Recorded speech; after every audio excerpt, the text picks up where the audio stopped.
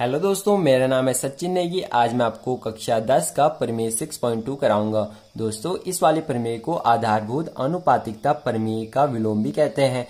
अब इसे आधारभूत अनुपातिकता प्रमेय का विलोम क्यों कहते हैं, तो दोस्तों मैं आपको बता दूं कि जो आधारभूत अनुपातिकता प्रमेय है वो हमसे कहता है कि यदि हमारे पास दोस्तों कोई त्रिभुज है, यदि हम इस त्रिभुज की एक भुजा के समांतर कोई रेखा खींचते हैं तो जो ये रेखा है वह अन्य दोनों भुजाओं को समान अनुपात में विभाजित करती है। और जो ये वाला प्रमेय है वो हमसे कहता है यदि कोई रेखा किसी त्रिभुज की किन्हीं दो भुजाओं को समान अनुपात में विभाजित करती है तो वह तीसरी भुजा के समांतर होगी। इसलिए जो ये वाला प्रमेय है वह इस वाले प्रमेय का उल्टा है, हम कह सकते हैं कि विलोम है।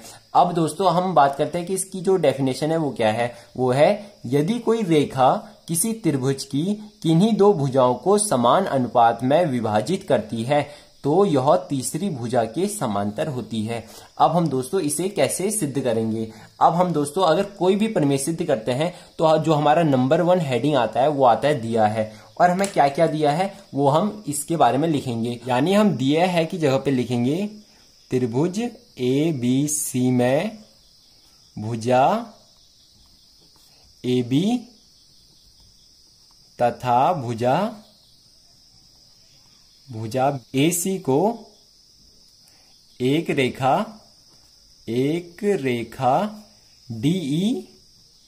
DE समान अनुपात में काटती है, समान अनुपात में काटती है।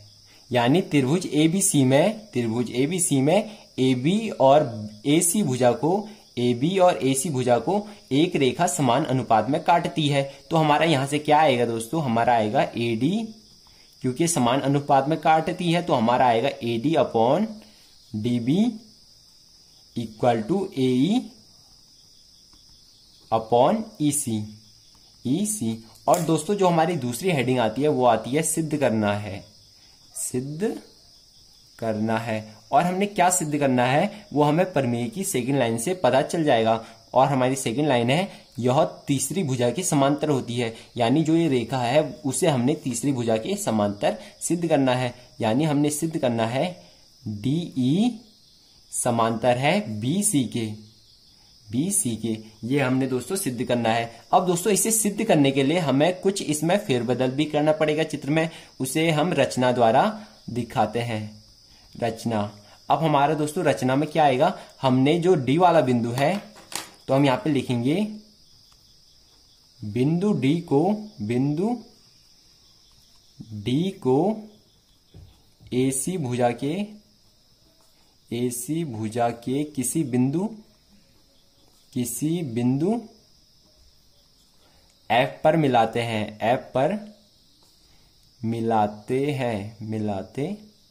हैं। यानी जो D वाला बिंदु है हमने उसे AC भुजा के किसी बिंदु F पर मिलाना है। माना हमारा यहाँ पे जो है वो F वाला बिंदु है। अब हम इन्हें मिला देते हैं। अब हमें दोस्तों इसे सिद्ध करना है तो हम यहाँ पे लिखेंगे प्रमाण। और हमारा दोस्तों प्रमाण में क्या आएगा, तो हम प्रमाण में लिखेंगे माना, ये हमने खाली माना है कि जो BC वाली भुजा है वह समांतर DE के नहीं है। यानी जो BC वाली भुजा है वह DE के समांतर नहीं है, बल्कि जो BC वाली भुजा DF के समांतर है, DF के समांतर है। यानी जो BC वाली भुजा है वह DE के समांतर नहीं है, बल्कि जो BC वाली भुजा है वह DF के समांतर है। तो हमारा यहां से आता है दोस्तों, यदि ये वाली भुजा इसके समांतर है तो हम इसमें जो आधारभूत अनुपातिकता का प्रमेय यूज करेंगे तो हमारा आएगा AD upon DB equal to AF upon FC, क्योंकि ये वाली भुजा इसके समांतर है। तो हमारा ये आ चुका है, ये हमारा पहला समीकरण है और ये दोस्तों हमारा सेकंड समीकरण है। अब दोस्तों AD अपॉन DB का मान ये है और AD अपॉन DB का मान ये भी है, तो ये दोनों भी आपस में बराबर होंगे। तो दोस्तों हम इसके नीचे लिख सकते हैं, तो मैं इसके नीचे यहां पे लिखूंगा, तो समीकरण फर्स्ट व सेकंड से, समीकरण फर्स्ट और सेकंड से हमारा आएगा दोस्तों AE upon EC equal to AF upon AC। ये हमारा समीकरण फर्स्ट व सेकंड से आ चुका है, क्योंकि AD अपॉन DB का मान ये भी है और AD अपॉन DB का मान ये भी है, इसलिए ये दोनों भी आपस में बराबर होंगे।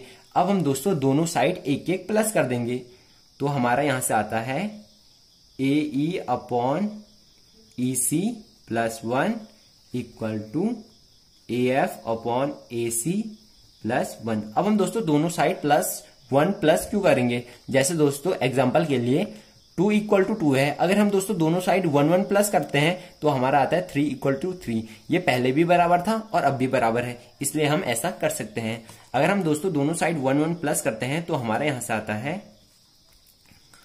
AE, ये इसके साथ मल्टीप्लाई होगा तो हमारा आएगा प्लस, ये इसके साथ मल्टीप्लाई होगा EC अपॉन नीचे वही आएगा EC, फिर इक्वल टू AF का AF, सॉरी दोस्तों यहाँ पे थोड़ा सा गलती हो चुकी है, यहाँ पे FC था, वो मैंने गलती से इसे AC बना दिया, तो यहाँ पे क्या है आपका FC, क्योंकि AD upon DB equal to AF upon FC था, मैंने इसे गलती से A बना दिया है, तो यहाँ पे भी क्या आएगा दोस्तों आपका FC आएगा, FC, और यहाँ पे भी आएगा आपका FC। अब हम दोस्तों इसे सॉल्व करेंगे तो हमारे यहां आएगा ये FC, इसके साथ मल्टीप्लाई होगा तो हमारा आएगा FC और नीचे वही आएगा FC। अब हम दोस्तों यहां से कर सकते हैं AE प्लस EC, यानी AE यहां से लेके यहां तक है, इसमें EC प्लस करेंगे तो हमारा आएगा AC, तो हमारा आएगा AC अपॉन नीचे EC है, EC इक्वल टू AF यहां से लेके यहां तक है, इसमें FC प्लस करेंगे तो हमारा आएगा AC अपॉन FC।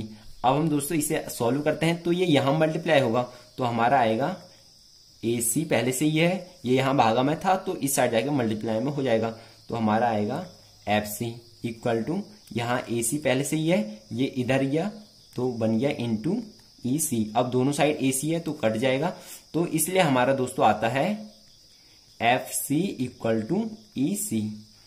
अब दोस्तों जो FC का मान है, यानी यहां से लेके यहां तक की दूरी, यहां से लेके यहां तक की दूरी के बराबर है, इसका मतलब ये है कि जो E वाला बिंदु है उसी बिंदु का नाम दूसरा F वाला बिंदु भी है। यानी जैसे एक इंसान के दो नाम हो सकते हैं, वैसे ही इस बिंदु के भी दो नाम हो सकते हैं, पहला नाम E है और दूसरा नाम F है। यदि इस इंसान के यानी इस बिंदु के दो नाम होंगे तभी हमारा ये हो सकता है, यानी FC EC के बराबर तभी हो सकता है कि जब इस वाले बिंदु के दो नाम होंगे E और F, तभी हमारा जो FC है वह EC के बराबर होगा। इसलिए दोस्तों जो DE वाली रेखा है, इसी रेखा के ऊपर DF वाली रेखा भी है, यानी जो ये वाली काल्पनिक रेखा हमने मानी थी वह इसी के ही ऊपर है। तब हम कह सकते हैं दोस्तों अंततः यह तभी संभव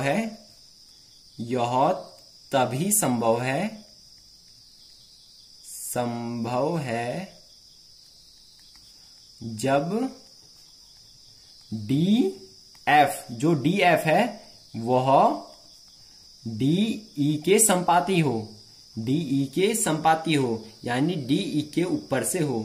यानी दोस्तों हमारा आ चुका है कि जो DF है वह DE के ऊपर से ही है, यानी हम कह सकते हैं कि DF और DE एक ही रेखा है। और हमने पहले माना था कि जो DF है वह BC के समांतर है, इसलिए हमारा यहां से आता है कि जो BC है वह DE के भी समांतर होगा। अर्थात यहां से हमारा दोस्तों आता है DE समांतर है दोस्तों BC के। दोस्तों एक बार हम क्वेश्चन को और देखेंगे कि आखिर हमने इस क्वेश्चन में किया क्या। दोस्तों हमें एक त्रिभुज दिया था और हमें दिया था कि एक रेखा है जो इसकी दोनों भुजाओं को समान अनुपात में काटती है, तो हमारा ये आता है। फिर हमने सिद्ध करना था DE समांतर है BC के, तो हमने एक रचना बनाया, हमने एक काल्पनिक रेखा खींची जिसे हमने F पर मिला दिया और हमने माना BCDE जो BC रेखा है वह DE के समांतर नहीं है बल्कि वह DF के समांतर है, तो हमारा आता है AD। तो हमारा आता है AD upon DB equal to AF upon FC, क्योंकि ये वाली रेखा इस वाली रेखा के समांतर है, ये हमने माना है। और AD अपॉन DB का मान ये है और AD अपॉन DB का मान ये भी है, इसलिए ये दोनों भी आपस में बराबर होंगी। अब हमने दोनों साइड 1 1 प्लस कर दिया तो हमारा ये आता है। फिर हमारा AE प्लस EC बराबर ये आता है, इसी प्रकार यहाँ पे ये आता है। फिर हमारे यहाँ से AC से AC कट जाता है और हमारा आता है FC इक्वल टू EC। और FC इक्वल टू EC का मतलब है कि जो E वाला बिंदु है उसी के ऊपर F वाला बिंदु भी है, तभी हमारा EC FC के बराबर आएगा, तभी हमारा EC जो है वह FC के बराबर आएगा। अंततः यह तभी संभव है जब DF और DE संपाती हो, यानी जो DF है वह DE के ऊपर से हो, अर्थात DE समांतर है BC के, यानी जो DE है वह BC के समांतर है। आशा करता हूं दोस्तों कि ये वीडियो आपको बहुत ज्यादा अच्छी लगी होगी। अगर ये वीडियो आपको थोड़ी सी भी अच्छी लगी हो और अगर आपकी समझ में आई हो तो प्लीज इस वीडियो को लाइक कर दें और ऐसे ही और वीडियो पाने के लिए इस चैनल को सब्सक्राइब करना ना भूलें।